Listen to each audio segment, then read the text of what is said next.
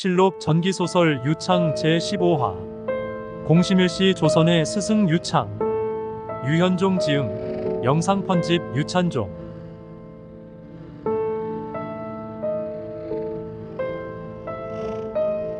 성균관 박사라 하면 정칠품관이니 하급관리이다.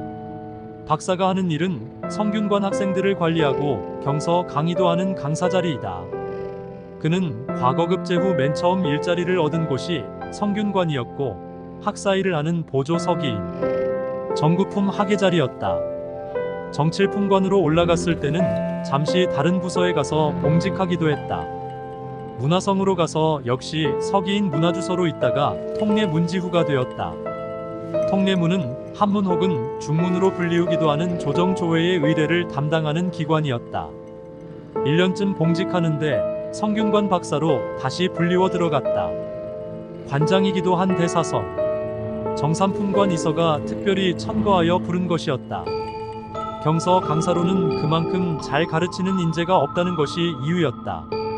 그런데 이번에도 퇴직해 있던 유창을 불러 다시 강사로 맡긴 사람도 대사성 이서였다. 알고 보면 대사성 이서도 유창과 비슷한 전력이 있는 선비였다. 충수광 시절에 문과에 급제한 그는 군부좌랑을 지냈는데 모친상을 당하자 사직을 하고 고향에 내려갔다. 심효살이 3년을 하고 6년 만에 복직을 하여 효자로 소문이 난 사람이었다.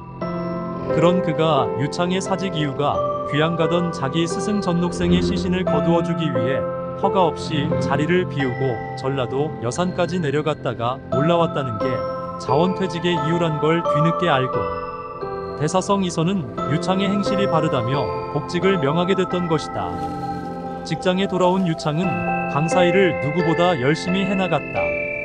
그러면서 화약 제조와 사용 방법에 대한 남다른 호기심을 가지고 있었다.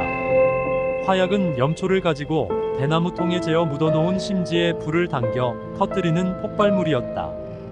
화약 제조가 어려운 것은 원료인 염초를 만드는 기술 때문이었다. 유창이 화약에 관심을 가진 것은 몇 년 전에 방문했던 송나라 친척집에 갔을 때 회계의 어느 장터에서 구한 고서적 한 권 때문이었다. 그곳에는 화약에 관한 모든 것이 기술되어 있었다. 제조법도 적혀 있어 고국에 돌아온 다음에 실습을 해보았으나 성공하진 못했다. 미묘하고 까다로웠던 것이다. 그런데 그 화약 제조술을 이미 배워서 터득한 사람이 있었다. 군기시 관리였던 최무선이었다. 그걸 안 유창은 최무선을 찾아가 만났다. 그리고 창은 자기 소개를 하고 자기가 구한 고서를 최무선에게 보여주었다. 진귀한 책이군요. 아주 세세하게 화약이 무엇이며 그 제조술의 실제를 그림으로 그려 만든 책이군요. 귀하고 소중한 책입니다.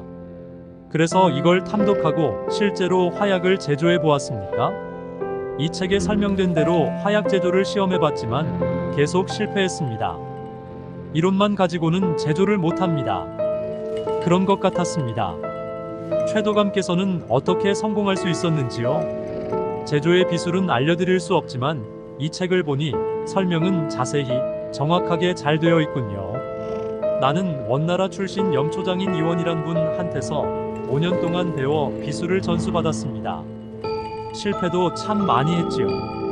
그런데 보아하니 화약 제조에 대한 식견이 아주 남다르고 혼자 공부를 많이 한 듯한데 그렇게 연구한 이유를 물어봐도 되겠습니까? 호기심 때문이었지요. 전 유학의 경전을 연구하는 선비입니다. 그래서 수리의 이치 같은 건 잘 모릅니다만 원래 호기심이 많아 한번 꽂히면 침식을 잊고 매달리며 원인을 캐내려고 매달리는 성격이라 화약에 대해서도 혼자 시험도 해보고 독학을 계속했습니다.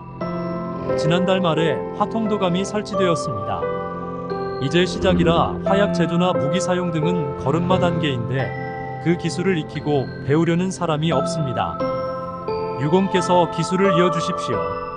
그러고 싶지만 저는 지금 성균관에 나가며 학생들에게 유학의 경전을 강의하는 직책을 가지고 있어 어렵습니다. 다행인 것은 제 직장일이 분주하거나 바쁜 일은 아니어서 틈을 낼 수 있는 여지가 좀 있지요. 도감께서 좋다 그러시면 자주 틈날 때마다 찾아올 테니 많이 가르쳐 주십시오. 언제든 환영입니다.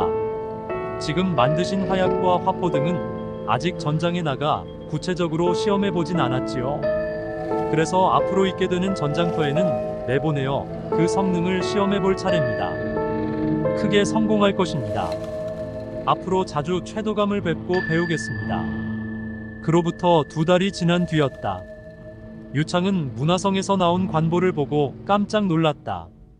전라도 진포에 왜구 300척이 쳐들어와 분탕질을 했는데 조정에서는 도원수 심덕부와 상원수 라세가 군사를 이끌고 떠났는데 화통도감 최무선도 참전하여 화포를 쏘아 일거에 300척의 외선을 모두 불태워버려 아병은 대승리를 했다고 전하고 있었다. 드디어 화력의 위력을 보였다는 것이 놀랍고 기뻤다. 더 자세한 것을 알아보려고 퇴청한 뒤에 도감을 찾아갔다. 기술자들이 반갑게 맞았다. 어서 오십시오. 300척이나 되는 외선을 일거에 불태워 바닷속에 수장시켰다는 관보를 보았습니다. 정말 통쾌한 대첩입니다.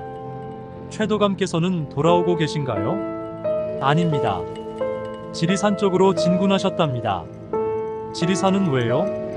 진포 앞바다에 나타난 외선은 300척이어서 타고 있던 왜구들은 모두 3,000명 정도였다 합니다. 외선과 함께 전사한 왜구는 약 1,000여 명이고 나머지 2,000여 명은 옥구 쪽 산으로 도망쳐서 김제로 향해 갔다니까 목적지는 험악하고 높은 지리산 속이라 판단하고 진군하신 거랍니다. 왜구 선멸은 역시 이성계 장군이 백전노장인데 그렇잖도 왕명을 받고 동북면에 가 계시던 이성계 장군이 군사를 끌고 지리산 터벌을 나섰다는 소식입니다. 잘 됐군요. 화약과 화포가 수전에서 엄청난 위력을 발했는데 육전에서도 그 같은 위력을 보여줄 수 있느냐 그 시험대가 됐군요. 저희도 그게 가장 긴장됩니다. 좋은 결과 있겠지요. 실록 전기소설 유창 제15화 끝. 다음 제16화에서 계속됩니다.